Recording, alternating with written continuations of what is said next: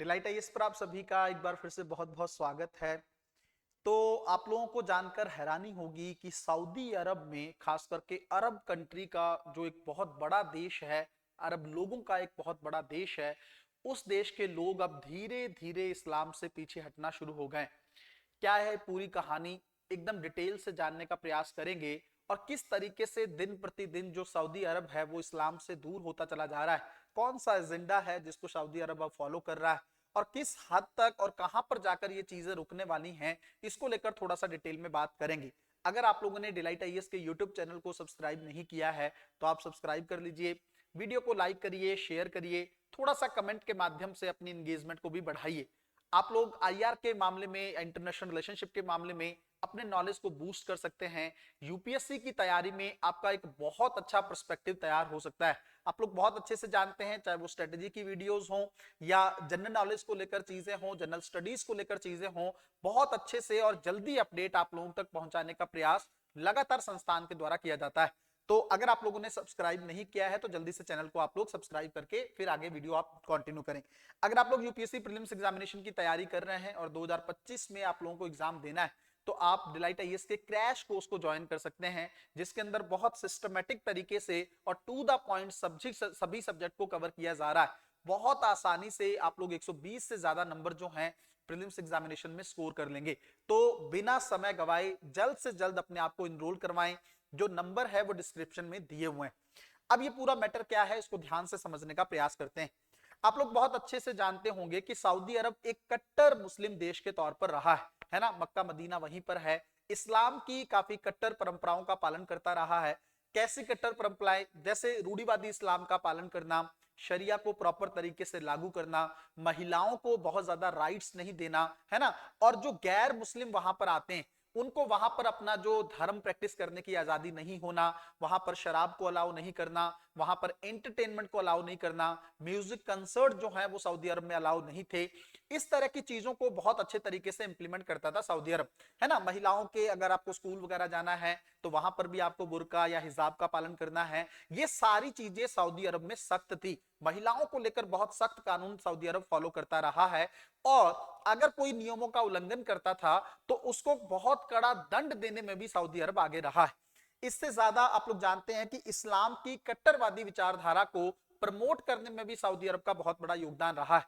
पर चाहे वो पाकिस्तान हो, बांग्लादेश हो, सऊदी अरब ने इनको भर भर के पैसे बांटे हैं ताकि इस्लाम की कट्टरपंथी विचारधारा को बढ़ाया जा सके।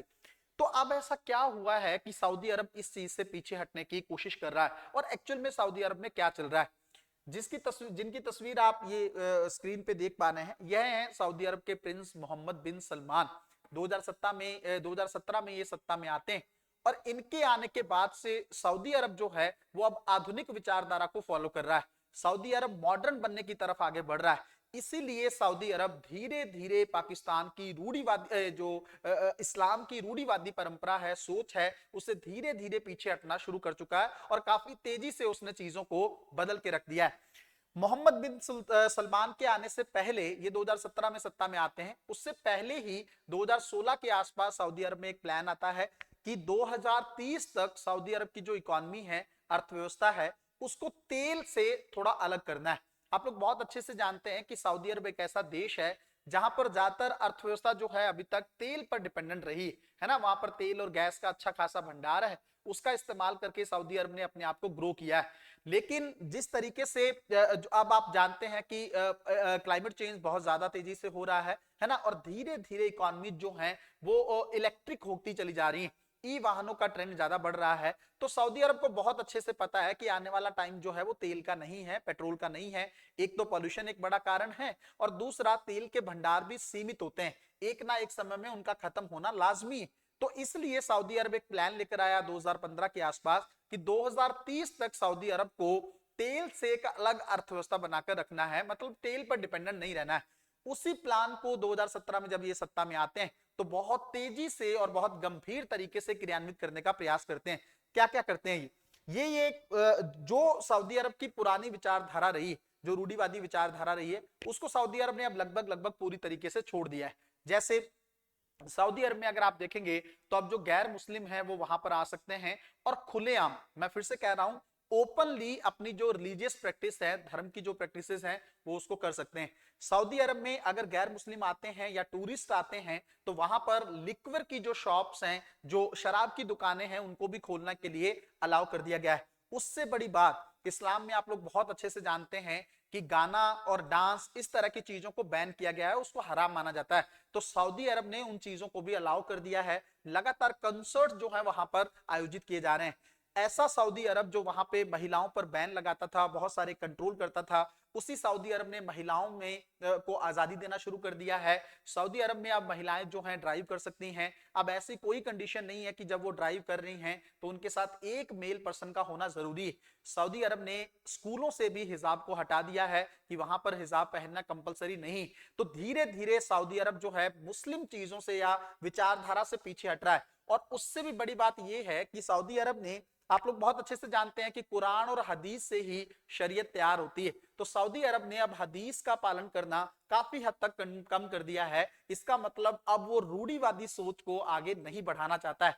सऊदी अरब में अब कंसर्ट हो रहे हैं, सऊदी अरब में महिलाओं को अधिकार दिए जा रहे हैं, सऊदी अरब में गैर मुस्लिम अब खुलकर प्रैक्टिस कर सकते हैं, सऊदी अरब में सबको इन्वेस्टमेंट के लिए अलाउ कर दिया गया है कि कोई भी व्यक्ति गैर मुस्लिम भी अगर सऊदी अरब में अच्छे से इन्वेस्टमेंट करना चाहता है, वहां आना चाहता है, तो वो बेझिझक होकर आ सकता है। उसको धर्म की चीजों पर बिल्कुल भी डरने की जरूरत नहीं है। तो इस तरह की चीजें खुलेआम सऊदी अरब कर रहा है। और उससे भी बड़ी बात कि सऊदी अरब ने अब पाकिस्तान और बांग्लादेश को पैसा देना बंद कर दिया है। और सऊदी अरब जो भारत का विरोधी रहा एक टाइम पे, अब भारत के साथ काफी क्लोज रिश्ते बढ़ा रहा है। आप बहुत अच्छे से जानते हैं कि सऊदी अरब के जो प्रिंस हैं, उन्होंने भारत के प्रधानमंत्री श्री नरेंद्र मोदी को जो सबसे बड़ा सम्मान है वो प्रोवाइड किया है वहां का, सऊदी अरब का। और वो पीएम नरेंद्र मोदी जी को अपना बड़ा भाई कहकर भी संबोधित करते हैं। तो कहीं ना कहीं पे भारतीय प्रधानमंत्री के साथ उनके बहुत अच्छे रिश्ते बनते चले जा रहे हैं। और सऊदी अरब बड़े स्तर पर इन्वेस्टमेंट करना चाहता है। अब सऊदी अरब ने यह भी कहा है कि वो आईपीएल में भी बड़े स्तर पर इन्वेस्टमेंट करना चाहता है भारत में। और वो चाहता है कि जो सऊदी अरब में भी आईपीएल के कुछ मैचेस का आयोजन किया जाए। 2034 का जो फीफा वर्ल्ड कप है उसको भी सऊदी अरब आयोजित करने के लिए प्रयास कर रहा है। तो सऊदी अरब ने अपनी पुरानी विचारधारा को छोड़ दिया गया है। अब वो थोड़ा सा रूढ़िवादी सोच से पीछे हट रहा है। अब वो लिबरल इस्लाम की आइडियोलॉजी को फॉलो कर रहा है, उदारवादी इस्लाम की तरफ आगे बढ़ रहा है। हालांकि आप लोग बहुत अच्छे से जानते हैं कि इस चीज को लेकर सबसे ज्यादा तकलीफ जो है वो तुर्की या पाकिस्तान और बांग्लादेश को होने वाली है ना। बांग्लादेश में भी काफी विरोध इस चीज को लेकर हुआ है। पाकिस्तान की तरफ से खुलेआम ये बातें कही गई हैं कि सऊदी अरब जो है भारत के साथ इसलिए अच्छे रिलेशन बना रहा है क्योंकि भारत एक बहुत बड़ा बाजार है ना। आप लोग बहुत अच्छे से जानते हैं कि भारत में 140 करोड़ से ज्यादा लोग रहते हैं। तो इतनी बड़ी मार्केट को कोई भी एक कंट्री अवॉइड नहीं कर सकता है। तो पाकिस्तान का दुख जायज है। तो उसको लगता है कि वो सऊदी अरब जो है अब इकोनॉमी को ज्यादा ध्यान दे रहा है, रिलीजियस चीजों के बिहाफ पे या उनसे दूर हटकर। तो कहीं ना कहीं पे जिस देश में अरब को लेकर या मुस्लिम जो रिलीजन है उसकी उत्पत्ति मानी जाती है या जो बहुत अच्छे तरीके से उसको फॉलो करता रहा है, अब वही देश पीछे हट रहा है और वो समय की जो पराकाष्ठा है उसको दिखा रहा है। मिलते हैं अगली वीडियो में, तब तक अपना ध्यान रखें, अपनी पढ़ाई को बहुत अच्छे तरीके से करते रहें। बहुत बहुत धन्यवाद।